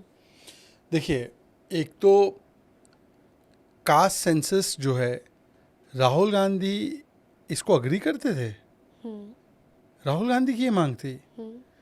रोका किसने कास्ट सेंसस 1951 में? 1931 में कास्ट सेंसस हुआ था. 47 में हम आज़ाद हुए. नेहरू जी की सरकार थी. 51 में रोका किसने? Gandhi family. Obviously prime minister Nehru ने रोका. फिर उसके बाद 1960s में रिजर्वेशन के खिलाफ नेहरू जी ने बहुत सुंदर लेटर लिखा है. सुंदर कोट अनकोट सार्कास्टिकली बोल रहा हूँ, वरना सुप्रिया जी बोलेंगे देखो सुंदर बोल दिया हमारे लेटर को. उसमें उन्होंने स्टेट्स को लिखा कि I am against reservation because it quote unquote create second class citizens जो रिजर्वेशन का बेनिफिट लेते हैं. That time it was only SC/ST reservation, it was not OBC reservation. उस समय पे मंडल लागू नहीं हुआ था. तो उसका मतलब ये था कि नेहरू जी रिजर्वेशन लेने वाले जो हमारे अनुसूचित जाति जनजाति के समाज के लोग हैं उनको सेकंड क्लास बता रहे थे. ओके. फिर भारतीय जनता पार्टी का जो इससे पहले का अवतार था जनता पार्टी, उसकी सरकार इमरजेंसी के बाद आई 77 में. तब हमने मंडल कमीशन आयोग, मंडल कमीशन को हमने ये किया, इम्प्लीमेंट किया, मंडल कमीशन बनाया. उस मंडल कमीशन ने रिकमेंडेशन दिए कि OBCs को भी आरक्षण मिलना चाहिए. मंडल रिपोर्ट बनी. हमारी सरकार पर 79 तक चली गई, गिर गई वो सरकार. 80 में इंदिरा जी की सरकार लौट के आई. 80 से 84 तक ठंडे बस्ते में मंडल रिपोर्ट को किसने डाला? इंदिरा जी ने. उस समय उनका चुनावी नारा पता है क्या था? ना जात पर ना पात पर, मोहर लगेगी हाथ पर. राहुल ने बोला कि इंदिरा जी की बात मेरे लात पर. आपने देखो ना, इंदिरा जी तो क्या बोल रही थी, एडवर्टाइजमेंट छपते थे कि बिलीव इन इक्वालिटी. उनकी एडवर्टाइजमेंट के ओल्ड एडवर्टाइजमेंट्स की कॉपी है, कांग्रेस के एडवर्टाइजमेंट छपते थे कि गिव इक्वालिटी अ चांस. और ये जो लोग हैं ना, ये जो Mulayam Singh, Lalu Prasad, they are dividing Indians into Singh, Yadav, Dalit, Brahmin. ये उनके बाकायदा न्यूज़पेपर के एड्स है. And then give equality a chance, vote Congress, vote hand. 84 में फिर राजीव जी आए. राजीव जी ने तो खुलकर सब विरोध किया मंडल रिपोर्ट का. और जब मंडल रिपोर्ट बीजेपी की सपोर्टेड सरकार, VP सिंह की सरकार ने लागू किया, तो पता है किसने इसको अपोज किया पार्लियामेंट में? राजीव जी ने. बोला कि ये देश का बंटवारा कर देगा, OBC आरक्षण. सोचिए. तो मुझे लगता है कि कांग्रेस पार्टी तो कभी भी कमिटेड नहीं रही है OBCs के प्रति, या आरक्षण के प्रति, या SC/ST के वेलफेयर के प्रति. और ये OBC फैसिनेशन तो अभी कांग्रेस को चढ़ा है ना. OBC के इतने शुभचिंतक थे राहुल गांधी के परिवार वाले. आप बताइए, how many OBC prime ministers has Congress made? नील बटा सन्नाटा. पहले OBC प्राइम मिनिस्टर हुए देवेगौड़ा जी, उनकी सरकार को गिरा दिया. पूरा टेन्योर उन्होंने कंप्लीट नहीं किया. The first OBC prime minister to complete his entire tenure and now in his third tenure is Shri Narendra Modi. ये हमको समझाएंगे? अच्छा, जब ये OBC इनको समझ में भी नहीं आता था, तब हमारे मुख्यमंत्री कौन हुआ करते थे? A very nascent stage of BJP में. कल्याण सिंह OBC समाज से, शिवराज सिंह चौहान OBC समाज से, नरेंद्र मोदी OBC समाज से, उमा भारती OBC समाज से, बाबूलाल गौर OBC समाज से. कांग्रेस के गिनवा दो. ये हमको बताएंगे रिजर्वेशन और OBC और कास्ट सेंसस. बिहार में तो हमने कास्ट सर्वे करवा दिया था. इनके एक स्टेट में हुआ है, इस कर्नाटक अभी तक रिपोर्ट आई. हिमाचल में काहे कास्ट सर्वे नहीं बोलते? हिमाचल में कभी सुना है उन्होंने बोला है? क्योंकि वहां पर वो वोट बैंक नहीं है, तो बोलना नहीं है. तो कहने का तात्पर्य ये है कि कांग्रेस हमको ना ज्ञान दे कास्ट सेंसस और कास्ट सर्वे पे. अभी कल सलमान खुर्शीद का बयान है कि कास्ट सेंसस को लेकर कांग्रेस पार्टी एकमत नहीं है, हमारे नेता उसका विरोध कर रहे हैं. मैं तो बोल रहा हूँ कांग्रेस पहले अपना सेंसस करवा दे. सेंसस करवा दे कि कितने लोग इसके पक्ष में हैं या किसके नहीं हैं. विरोध करने वाले कांग्रेस के ही लोग थे, हमने कभी विरोध नहीं किया था. हम क्योंकि नहीं मानते हैं कि जो अति पिछड़ी समाज के जो लोग हैं उनको सशक्त करने से देश का बंटवारा होता है. हमारा जब नारा दिया गया कि एक रहेंगे सेफ रहेंगे, या जब हमने नारा दिया कि बटेंगे तो कटेंगे, या सबका साथ सबका विकास, ये तीनों नारों में इनबिल्ट है empowerment of the weakest sections. भाई सबका साथ सबका विकास बोला, हमने 50 करोड़ लोगों को हमने आयुष्मान भारत दिया, 50 करोड़ लोगों को हमने बैंक अकाउंट दिए, 4.5 करोड़ घर बनवाए, हमने 12 करोड़ नलके दिए, हमने 13 करोड़ टॉयलेट बनवाए. तो SC/ST OBC वर्ग को ही सबसे ज़्यादा मिला ना. इससे तो भारत मजबूत हुआ. बटेंगे तो कटेंगे या एक रहेंगे सेफ रहेंगे का तात्पर्य ये है कि जो भारत विरोधी ताकतें हैं उनको अवसर मत दीजिए कि आपके मन में एक दूसरे के प्रति भाषा, जाति या रीजन को लेकर जहर डाले. सशक्तिकरण अलग है. सशक्त करना तो हमारा संवैधानिक दायित्व है, इनको सशक्त करना. पर उसी चीज़ को यूज़ करना जहर फैलाने के लिए, उससे जो है वो भारत बटेगा। मैं आपको उदाहरण देता हूँ। ये लोग बोलते हैं कि आप अपने आप को इस भाषा बोलने वाले व्यक्ति की तरह देखो, आप अपने आप को इस जाति से आते हुए देखो, आप इस जाति के हो, आप इस भाषा को बोलते हो। पहलगाम में आतंकियों ने क्या देखा? हिंदू रिलीजन। केरल से लेकर आप शुरू करो, केरल में विक्टिम थे, कर्नाटका में विक्टिम थे, फिर आप देखो कि आंध्र में विक्टिम थे, तेलंगाना में शायद विक्टिम थे, एक आंध्र तेलंगाना यहाँ पे भी विक्टिम थे, गुजरात से विक्टिम हुए, महाराष्ट्र से विक्टिम हुए, उत्तराखंड से विक्टिम हुए, हरियाणा से विक्टिम हुए, अरुणाचल से एक विक्टिम हुए पहलगाम के। किसी एक विक्टिम को पूछा हो कि तुम कौन सी भाषा बोलते हो? नहीं। किसी एक विक्टिम को पूछा आप कौन सी जाति से हो? एक ही सवाल पूछा, नॉन मुस्लिम, मारो। ये है। और आज आप क्या कर रहे हो? आप तो ये जो कास्ट का ये लोग चोला ओढ़ते ना, ये एक्चुअली उन कास्ट के लिए भी नहीं है। आप बताइए मुझे, इनका कर्नाटका से एक स्टेटमेंट आया कि हम मुस्लिम आरक्षण देना चाहते हैं। संविधान में मुस्लिम आरक्षण अलाउड है? अंबेडकर जी तो सख्त खिलाफ थे रिजर्वेशन ऑन रिलीजन। और आप मुस्लिम आरक्षण दोगे तो आप किसके अधिकार से काट के दोगे? SC ST OBC। जामिया में और AMU में आरक्षण हुआ करता था इन समाजों के लिए, आज नहीं है। मतलब कांग्रेस ने SC ST OBC का आरक्षण खत्म करके मुस्लिमों को दे दिया। कांग्रेस 2004 से 14 के बीच में एक बिल लाना चाह रही थी, आप न्यूज़ गूगल कर देना। सलमान खुर्शीद का स्टेटमेंट भी था कि OBC का जो आरक्षण है 27%, उसमें से हम 9% काट के मुस्लिमों को देना चाहते हैं, OBC आरक्षण में से। बंगाल में आपने एक देखा होगा केस, जहाँ पे 77 OBC लिस्ट को कास्ट को आइडेंटिफाई किया गया, उसमें से 75 पता है कौन सी निकली? मुस्लिम। How can? चलिए आप अगर ये मान भी लो कि मुस्लिम वैसे कास्ट नहीं होती, पर मान भी लो कि मुस्लिमों के कुछ वर्गों को आप एम्पावर कर रहे थे, आपने आइडेंटिफाई किया। 77 आइडेंटिफाइड में से OBC बैकवर्ड क्लासेस में 75 मुस्लिम और केवल 2 हिंदू। ये कैसे हो सकता है? सुप्रीम कोर्ट ने और हाई कोर्ट ने उस पर रोक लगा दी। अब सुप्रीम कोर्ट में मामला चल रहा है और हाई कोर्ट ने बोला कि वोट बैंक पॉलिटिक्स के लिए क्या है। मतलब कि इनका लक्ष्य is not to give the right to the OBC SC ST, it is to snatch away their right by dividing them and give it to their vote bank. Yes. Karnataka में budget भी आपने देखा होगा, उसको बोला हलाल बजट। उन्होंने खास मुस्लिमों की बच्चियों के लिए डिफेंस ट्रेनिंग हो, भाई हिंदुओं के बच्चे को नहीं चाहिए। Exactly. मुस्लिम रेसिडेंशियल कॉलोनी का डेवलपमेंट हो, हिंदुओं की कॉलोनी का क्या होगा? और आतंकवाद का कोई धर्म नहीं होता, पर मुस्लिम कॉलोनी हो जाती है। Exactly. लड़कियों की ट्रेनिंग के टाइम पे हिंदू लड़की और मुस्लिम लड़की हो जाती है। आतंकवाद का कोई धर्म नहीं होता पर। तो वो हलाल बजट उन्होंने दिया और ये है कि भाई हिंदुओं को बांटो, वोट बैंक को एक करो और इस प्रकार से अपनी राजनीति को आगे बढ़ाओ। पर इस राजनीति को बढ़ाने के चक्कर में देश बंटता है। Yes. ये है उनका कॉन्सेप्ट। और सामाजिक कल्याण करना किसी ऐसे वर्ग का जिसको प्रताड़ित किया गया है, उसके कोई खिलाफ नहीं है, पर ये वो नहीं करना चाहते। ये उल्टा उनके अधिकार को छीनकर एक वोट बैंक को देना चाहते हैं। राहुल गांधी ने अभी दोबारा रिक्वेस्ट करी कि रिजर्वेशन करो प्राइवेट एजुकेशनल इंस्टीट्यूशन। अरे उनको बोलो भाई साहब ऐसा है, आप बाकी प्राइवेट छोड़ दो ना, आप अपनी CWC में करा लो, कांग्रेस वर्किंग कमेटी जो नॉन वर्किंग है हमेशा, या जो प्राइवेट ही स्टार्ट करना है तो घर से शुरू करो। RGF राजीव गांधी फाउंडेशन से करो। राजीव गांधी फाउंडेशन में कितने SC ST OBC रखे इन्होंने, जो बोर्ड ऑफ डायरेक्टर्स है इसमें कितने रखे भाई? कितने? बड़ा इनको प्राइवेट सेक्टर वाला याद आ रहा है ना, रिजर्वेशन। मुझे एक बात बताओ कि कांग्रेस के जितने सांसद है, एक ही परिवार है जिसके 3 सदस्य सांसद है। कौन सा?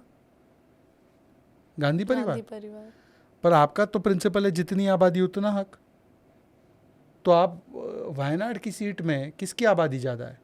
वहाँ पे तो आपका वोट बैंक है, मुस्लिम और क्रिश्चियन, उन्हीं को दे देते हैं। वहाँ पर जैसे ही राहुल गांधी खाली करते हैं तो कौन आता है? प्रियंका। राज्यसभा कौन जाता है? सोनिया जी और राहुल जी। एक परिवार के 3 सदस्य एक्टिव पॉलिटिक्स में, तीनों संसद में, और ये बोल रहे रिजर्वेशन करेंगे प्राइवेट सेक्टर में। अपने सेक्टर में तो पहले कर दो, रिजर्वेशन, अपने परिवार के 2 लोगों को हटाओ और डालो वहाँ पे एससी वर्ग के लोगों को, डालो वहाँ पे एसटी वर्ग के लोगों को। वरना तो ये बात खोखली है ना। और 60 साल 65 साल किसने देश चलाया, तब क्यों नहीं कर दिया? अब सारे आइडियाज़ इनको आ रहे हैं कि 50% कैप जी उठा देंगे, तो क्यों नहीं किया आपने? जब सुप्रीम कोर्ट ने कैप डाला, इंदिरा सानी जजमेंट से डाला इन 1990s, तब आपने फिर 2004 से 14 थी सरकार, पहले क्यों नहीं किया?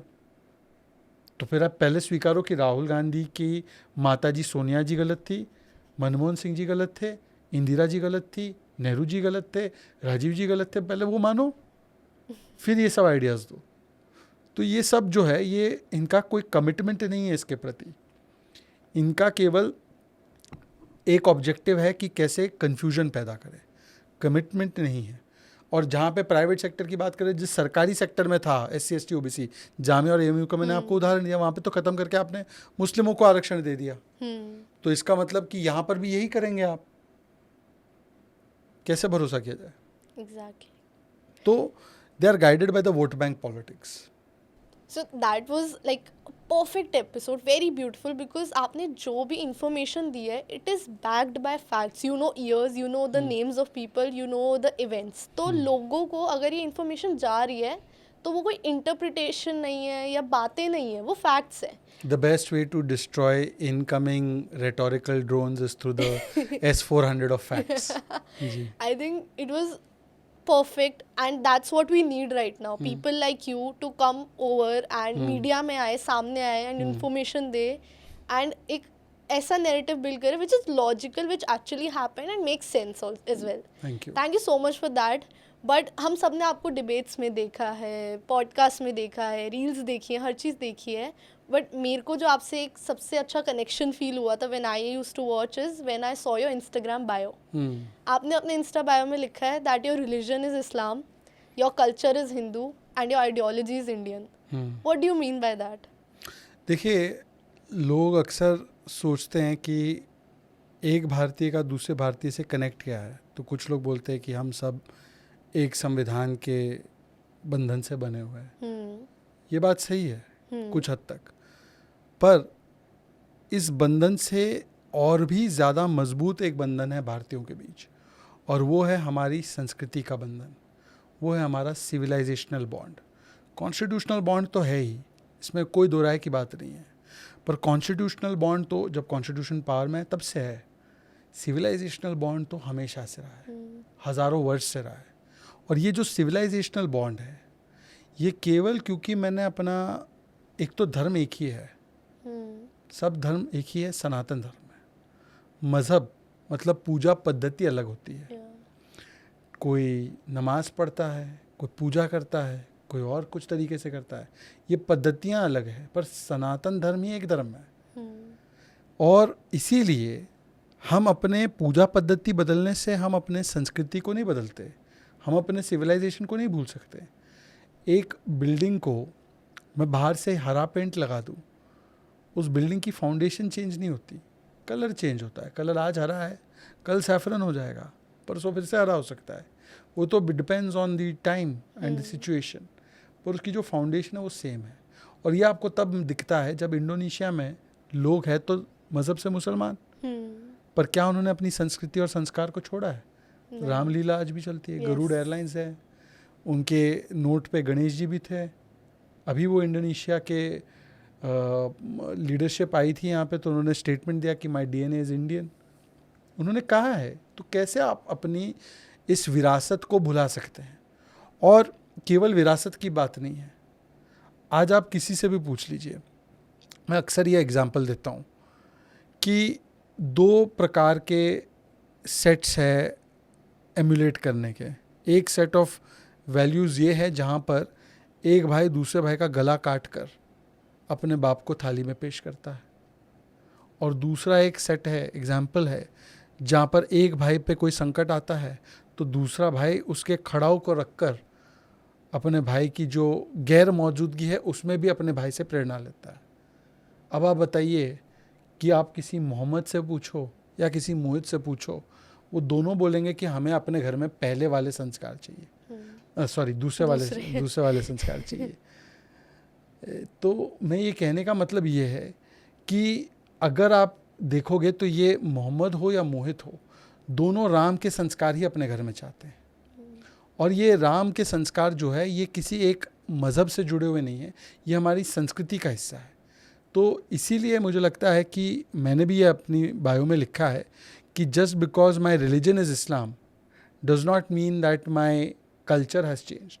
My culture is Hindu and my ideology is Indian.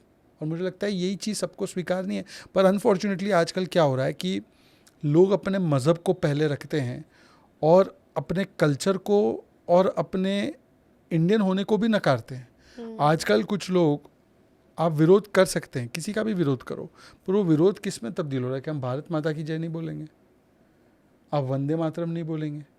क्या भारत माता की जय और वंदे मातरम क्या बीजेपी सत्ता में उसके बाद आए क्या? ये भारत माता की जय का नारा तो इंडिपेंडेंस के टाइम से है, ये वंदे मातरम का नारा तो इंडिपेंडेंस के टाइम से है। पर आज क्यों कुछ लोग उसके खिलाफ हो चुके हैं? वो इसलिए हो चुके हैं क्योंकि उनके लिए या उनकी मानसिकता में अब वो अपने मज़हब को अपनी कॉमन कल्चरल हेरिटेज के ऊपर भी रख रहे हैं। और ये एक डेंजरस ट्रेंड है और ये ट्रेंड को रोकना ज़रूरी है। पर ये ट्रेंड तब नहीं रुक सकता अगर आप ये वोट बैंक की राजनीति करते रहो। आपको वोट नीति को नहीं, आपको राष्ट्र नीति को ऊपर रखना है। पर आपने देखा होगा कि यहाँ पर कुछ लोग बोलते हैं कि भारत माता की जय नहीं बोले तो ठीक है, आप गर्दन पे छुरा भी रख दो, मैं नहीं बोलूँगा। कुछ लोग बोलते हैं जनगण मन पे मैं नहीं खड़ा रहूँगा। कुछ लोग बोलते हैं कि वंदे मातरम को मैं नहीं मानूंगा।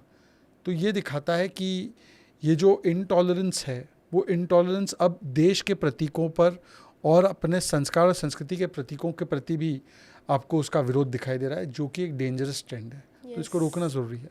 Yes, and I think your ideology is spot on, very perfect. And I think ये हमारे भारत में पीस ला सकता है अगर हम सबकी आइडियोलॉजी ऐसी हो, एक यूनिटी ला सकता है और हमें ग्रोथ की टूवर्ड्स और धक्का दे सकता है इंस्टेड ऑफ हम नेगेटिव पॉलिटिक्स में घुसे रहे जो हो रहा है अभी। एब्सोल्युटली। जो वैल्यू सिस्टम हमें सनातन धर्म से मिलते हैं वो वैल्यू सिस्टम्स यूनिवर्सल है। मैं तो कहता हूँ कि ये केवल भारत के लिए नहीं, तो पूरी दुनिया में हमको इसका प्रचार प्रसार करना चाहिए। Every person in Europe and America and other parts of the world should also know कि क्या वैल्यू सिस्टम है। तभी जाकर दुनिया में, देखिए इंडियन भारतीय संस्कृति एक लौती ऐसी संस्कृति है, कभी किसी पे आक्रमण नहीं किया। यहूदी हर जगह परसिक्यूट हुए, केवल भारत एक ऐसा देश है जहाँ पे परसिक्यूट नहीं हुए। हमारी विचारधारा के मूल में ही है वसुदैव कुटुंबकम। हम पूरी दुनिया को एक परिवार की तरह देखते हैं, एक कुटुंब की तरह देखते हैं, कहीं और नहीं है। हर जगह संस्कृति संस्कार क्या है, मेरा धर्म सही है, मेरा मज़हब सही है, आपका मज़हब गलत है, अगर आपने मेरे मज़हब के खिलाफ बोला तो आपका गला काट देना है, सर तन से जुदा कर देना है, आप ब्लास्फेमी कर रहे हो, आप अपोस्टेट हो, आप काफिर हो, आप इन्फिडेल हो। हमारी संस्कृति में क्या है, आप ये मानते हो तो भी सही, वो मानते हो तो भी सही, और आइए दोनों पे चर्चा करते हैं, शास्त्रार्थ करते हैं, और एक तीसरा मार्ग निकल के आता है, ह्यूमैनिटी फर्स्ट। एग्जैक्टली। तो ये जो असली टॉलरेंस है, असली ह्यूमैनिटी है, ये केवल हिंदू संस्कृति या सनातन संस्कृति में ही है। और इसीलिए ज़रूरी है कि अगर दुनिया को भी पीस प्रॉस्पेरिटी की ओर जाना है तो ये वैल्यू सिस्टम्स पूरी दुनिया में हमको फैलाना है। और केवल अगर हम माई वे और हाईवे वाली जो संस्कृतियाँ हैं उसके हम केवल उसके नक्शे कदम पे चलेंगे तो that is the recipe for global disaster. तो मुझे लगता है कि सबको इसका अनुसरण करना चाहिए। मैं तो फिर भी बहुत प्रिविलेज्ड हूँ कि मैं भारत में पैदा हुआ। जो भारत में पैदा नहीं हुए, अब देखिए इस्कॉन या अब देखिए कितने सारे हमारे सनातन संस्कृति से जुड़े हुए इंस्टीट्यूशंस है, अब वो इतनी तेज़ी से पूरी दुनिया के लोगों को क्यों प्रभावित कर रहे हैं, क्यों इतने फॉरेनर्स भारत में आके बस रहे हैं और इस विचारधारा के साथ जुड़ रहे हैं और फिर उसको बढ़ाने का काम कर रहे हैं, और जो उसकी अपील है पूरे ग्लोब में, तो उसमें कुछ ऐसे पर्ल्स है ऑफ विजडम जो कहीं और नहीं मिलेंगे आपको। आई थिंक सनातन धर्म बहुत ही सुंदर है, एंड जो हमारी वैल्यूज़ हैं वो हमें इतना अच्छा इंसान बनाती हैं, विच इज़ आई थिंक ज़रूरत ही इसी चीज़ की है, ग्लोबल पीस के लिए भी ऐसी ही वैल्यूज़ की ज़रूरत है जो हम इंडियंस के अंदर है। आप एक लास्ट बात मैं बोलना चाहता हूँ, देखिए हर जगह पे अगर आप देखेंगे तो science is in conflict with religion, ठीक है। यहाँ नहीं। या तो साइंस एग्जिस्ट करेगा या तो रिलीजियस फिलोसफी एग्जिस्ट करेगी, फॉर इंस्टेंस, और इनकम्पैटिबल है। चाहे आप ए रिलीजन देखिए या बी रिलीजन देखिए, कुछ रिलीजन मानते हैं world was made in 7 days, कुछ रिलीजन मानते हैं वर्ल्ड इज़ फ्लैट, ठीक है। अब हमको पता है साइंस के हिसाब से ऐसा नहीं है। साइंस के हिसाब से डार्विन थ्योरी है, साइंस के हिसाब से world is not flat, world is earth is round, right. So is it it's not compatible, it is in conflict. किसी ने बोला वर्ल्ड अर्थ इज़ राउंड, उसको लटका दिया भाई, उन्होंने नहीं माना कि है। एक लौता अगर कोई सिविलाइजेशन है जहाँ पे science and religion, science and faith can को एग्जिस्ट, मतलब कि विज्ञान और विरासत में कोई विवाद नहीं है, ये दोनों संवाद कर सकते हैं, दोनों एक प्रकार से उसमें एकजुट हो सकते हैं, वो है हिंदू संस्कृति। इसीलिए कोणार्क का कालचक्र आप देखिए, उस समय पर जो G20 में आपने देखा होगा प्राइम मिनिस्टर दिखा रहे थे कोणार्क सन टेम्पल, कोणार्क का व्हील कालचक्र, उसी समय पर हम लोगों ने, इसरो ने चंद्रयान 3 से हम लोगों ने south side of the moon पे लैंडिंग की थी। और उसी समय पर मोदी जी जो है पूरी दुनिया के नेताओं को हमारे हज़ारों वर्ष की पुरानी संस्कृति दिखा रहे थे, जिससे कि हम एक्यूरेटली टाइम ऑफ डे बोल सकते थे by the movement of the sun. तो वो हमारी विरासत भी थी, वो हमारा विज्ञान भी था, और उसका प्रतिबिंब इसरो की वैज्ञानिक सफलता में भी दिखाई दिया। तो भारत की विरासत और विज्ञान में उसके पथ में कोई टकराव नहीं है, संगम है। एग्जैक्टली। और इसके बहुत और एग्जांपल्स हैं, बहुत सारे एग्जांपल्स हैं, देयर आर न्यूमरस एग्जांपल्स जहाँ पे you see that there is confluence of science and faith in Indian civilisation. बहुत सारे लोग मुझे क्रिटिसाइज करते हैं, पर हनुमान चालीसा को अगर आप बारीकी से पढ़ेंगे तो it actually accurately tells you the distance between the earth and the sun. And therefore I think that there are many scientific temperament वाली चीज़ें जो है हमारे सनातन संस्कृति, जैसे अभी महाकुंभ हुआ तो क्यों 12 years, क्यों 144 years, किस प्रकार से वो पूरा एक ऐसा साइंटिफिक कैलकुलेशन है जो जब कम्युनिकेशन मेथड्स नहीं थे तब भी करोड़ों लोग उस जगह पर पहुंचते थे।